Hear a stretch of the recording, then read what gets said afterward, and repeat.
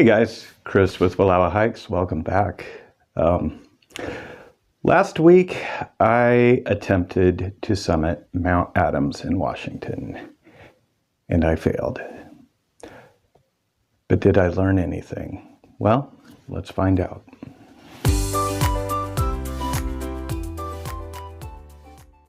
All right, lessons learned from a failed summit attempt. Lesson 1. This wasn't news to me. I knew this all along. I was just reminded of this, and that is whatever you're doing, your physical conditioning needs to be equal to the task. And last year, I summited Mount Shasta. It was one of the hardest things I ever did. And at that time, I had been backpacking in Yosemite, really steep terrain through the snow, and I was in better physical condition. I was 30 pounds lighter then. And it was still immensely difficult, but super rewarding to summit Mount Shasta. And then after a long winter of doing nothing, I decided I was going to go do the same thing on Mount Adams, the second highest mountain in Washington after Mount Rainier. And I was not in good physical shape, and I went anyway. And ultimately, the first lesson I learned was that I was not equal to the task physically. I did reach 10,000 feet. It was hard and it was great, but terribly, terribly disappointing when I had to turn back. So the first lesson, which we all know anyway, is you need to be in physical condition that is equal to your task. There is a reason there are couch to 5K programs. If you sit around and never jog and decide you're going to run a 5K, you're likely going to fail. And this was the same thing. I did not prepare.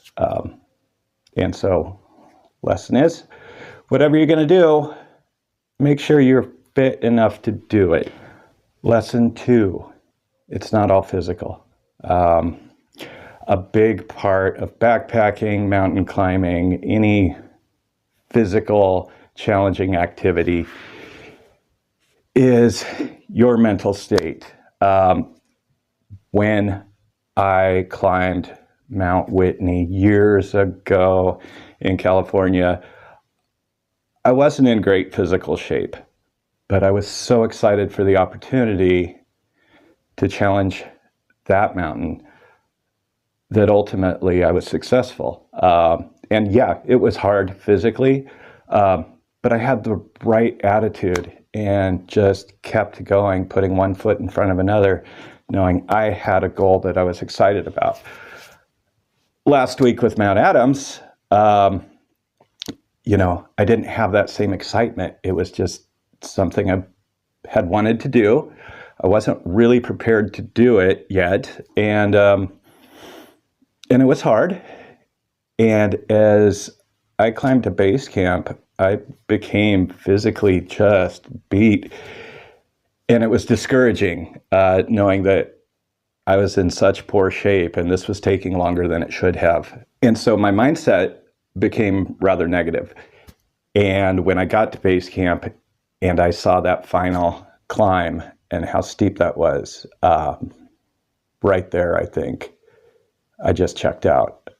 I was like, there's no way I'm going to be able to do this. And planting those seeds, they just grow. And so you need to be in the right mindset.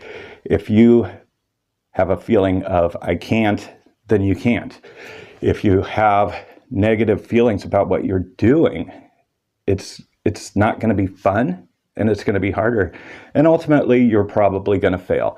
So I pretty much knew the night before that I wasn't going to get up there unless I was well rested and woke up with a whole different attitude. And after 3 hours of sleep, I didn't even want to get out of the sleeping bag. But I gave it a shot, and my self-talk the whole time was negative. And so ultimately, I failed. So that's lesson number 2. Physical and mental go hand in hand. It's not one or the other. So those two things are pretty broad and obvious, and they weren't lessons learned. They're lessons I knew already. I was just reminded in a very humbling way about those two lessons. Now, on a more practical note, lesson 3 is you need to understand that things aren't always going to go according to plan. I did a lot of research over 2 years for Mount Adams. I was hoping to go last year. I didn't. So this year, I knew the route. I knew everything I needed. I knew where to camp. I knew what equipment to bring. I knew how long it's supposed to take an average person to get to various points and a fit person. So, I knew I wasn't in good shape. I knew it was going to take longer. And the time that I figured it would take, it took even longer than that. And so lesson 3 is that regardless of what your expectations are, you might not have those expectations met. I mean, that's true in life. So it took longer for me to get to Lunch Counter, which is the base camp, than I had hoped. And so it was later in the day, and then everything took so long, and I got to sleep much later than I thought. And knowing the pace I had gone and having read and researched how long it should take to get to the summit from there, I knew it was going to take even longer than that at the pace I was going. And ultimately, I didn't take that into account when I planned the entire trip. And so I didn't have a contingency plan for if it took even longer to get to the top, would I be able to leave before dark? And if not, would I have the equipment and the supplies I needed to stay? And I didn't think that through.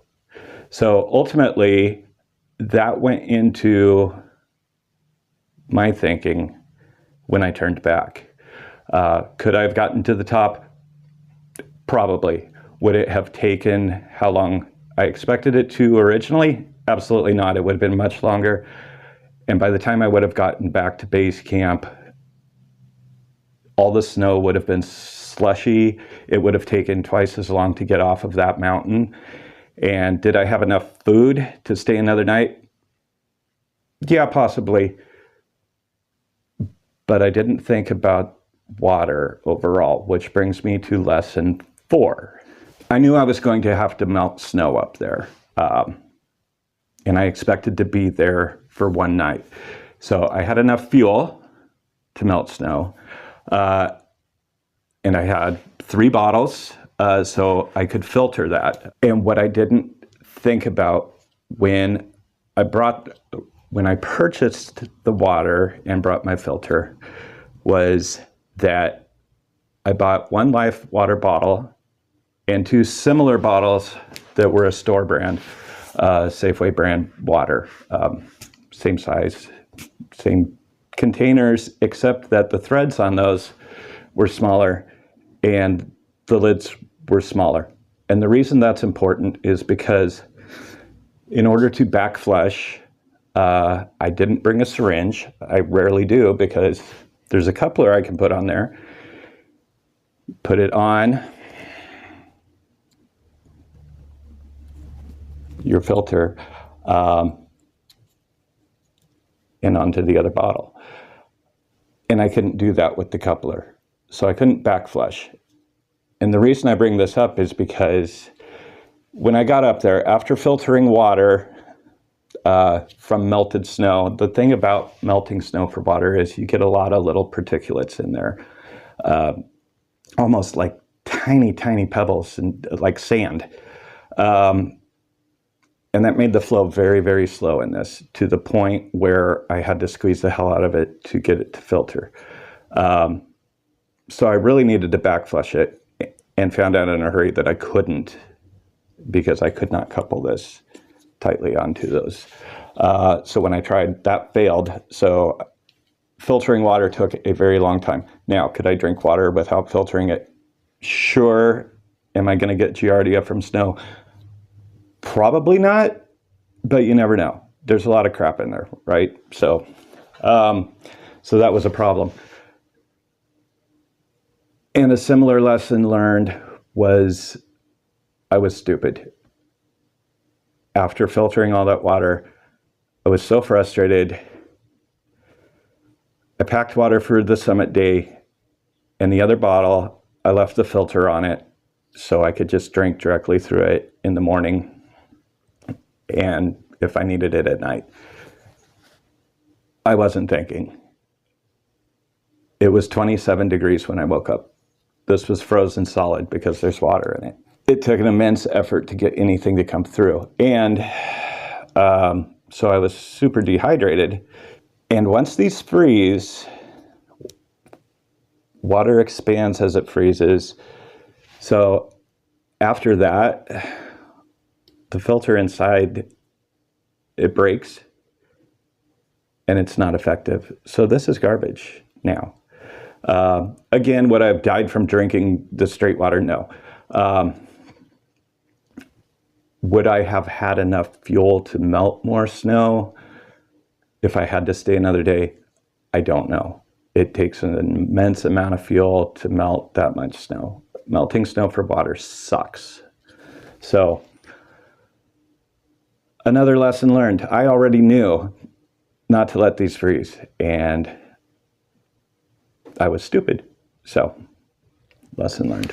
What is that, 4 or 5? Anyway, the next lesson I learned is that it takes more effort as you get older to do the things you used to do. And if you watch that video, while I was editing it, that story unfolded, that as we get older, we have to come to terms with letting go of some of the things that we used to take for granted, and we can't do all the things we used to do. Now, that's not to say you can't climb 12,000 foot volcanoes at age 60. People did it. There were people older than me up there. Did they get to the summit? I don't know, possibly. But they were very fit. And the lesson I had was it's harder to stay fit as you get older. Things take more effort. Your knees aren't what they used to be. So that's something I really had to learn up there, is it's not that we can't keep doing these things, but sometimes they take more effort. So that was definitely a lesson learned. Now, not all of the lessons were hard lessons or humbling lessons. I did learn some great things while I was up there. One is that, even if you can't accomplish what you could 30 years ago at my age, there's still joy in the things you can do. And it was beautiful up there. And while I was disappointed, it was fun. It was beautiful. Of course I was disappointed, but I was so set on the goal that along the way, sometimes I missed out on some really amazing moments. And as I was coming down and got over my disappointment a little bit, seeing the young people coming up, or like 20-year-olds just coming off that mountain on skis, people glissading down, it was fun to watch. It was nice to know that these people have years ahead of them to do these things. And so I didn't feel sorry for myself. I joined them, and, I slid down the mountain, and it was beautiful, and I started to feel a little better about that. Now, I do think that possibly my mountain climbing days are over, or nearly over. I'm not going to go climbing the Cascades anymore. Now, I do have a short memory. God knows I might end up on Mount Hood again for a third time. But if not, that's fine, because I'm a backpacker, not a mountain climber. It just felt like a natural progression. I was always, fascinated with that stuff. And young people can do that. I don't have to get to a summit and say I did it just to feel accomplished. So I do have a short memory. There is a mountain in Wallowa County I used to stare at when I was a child, Chief Joseph Mountain. I may go back. I may not have learned that lesson last week, that, you know, don't keep trying things that you're going to fail at, but it's also not a 12,000 foot volcano. So anyway, as we get older, maybe we can't do all the same things we used to do, but you know, seeing all the young people do that reminded me of why I started this channel in the first place, is that as I'm getting older, the things I've learned, I can pass on to the young people. I'm taking my grandson backpacking in a couple of weeks for the first time. You know, that's exciting. So I've learned that maybe we can't do all the same things we used to, but you know, it's fun to pass on what we know to the young people who have all of that time ahead of them. So really, those are the big philosophical things that were lessons learned. On a practical note, I learned that the snow shovel that I had purchased was immensely helpful and worth the wait, and good thing to have. I had all the right gear. Just didn't have the mental state and the physicality to do it. I think the final lesson learned in this is that the whole reason we get out there, or at least I get out there, are those special moments, those glimpses of beauty, those feelings of feeling small in the universe. You know, when I woke up to start the trip, there were 3 deer, you know, 2 adults and a baby, eating right outside of where I was sleeping. And we just kind of watched each other in the morning as I prepared. And that was kind of special. And oddly, when I finished, if you've watched the video, there was a juvenile deer waiting at the end of the trail.